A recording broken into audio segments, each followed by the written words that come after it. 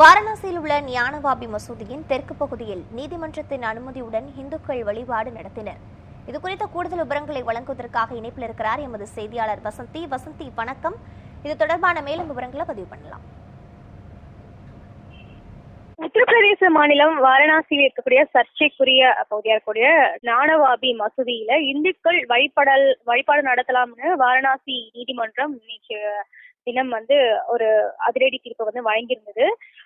குறிப்பா நம்ம சொல்லணும் அப்படின்னா வாரணாசி இருக்கக்கூடிய ஞானவாபி மசூதி இந்து கோவில்ல இடித்துதான் அது கட்டப்பட்டது அப்படின்ற ஒரு வழக்கு தொடரப்பட்டது. இந்த வழக்கு ரொம்ப காலமா வாரணாசி நீதிமன்றம், அலகாபாத் நீதிமன்றம், உயர் நீதிமன்றங்கள்ல வழக்குல இருந்தது.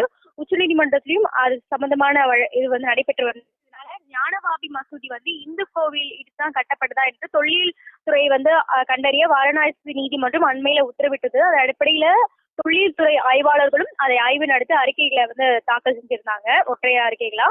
இந்த அறிக்கையில ஞானவாபி மசூதியில 55 இந்து தெய்வங்கள் சிற்பங்கள் இருப்பது உள்ளிட்டவை அந்த அறிக்கையில சொல்லப்பட்டது பரபரப்பை ஏற்படுத்தி இருந்த நிலையில அது குறித்து, அதாவது தொழில் துறை அறிக்கையின் அடிப்படையில நீதிமன்றமானது ஒரு தீர்ப்பை வழங்கியிருந்தது. அது அங்க இருக்கக்கூடிய முஸ்லிம் அமைப்பினருக்கு எதிர்ப்பு தெரிவித்தாலும் நீதிமன்றத்தின் அடிப்படையில பார்க்கும்போது அங்கு 7 நாட்களுக்கு ஞானவாபி மசூதியின் கீழ் இருக்கக்கூடிய இடத்துல அதாவது பூசாரி அப்படின்னு சொல்லுவாங்க, இந்து பூஜை எடுத்து நடத்தலாம் அப்படின்னு நீதிமன்றம் உத்தரவிட்டிருந்தது.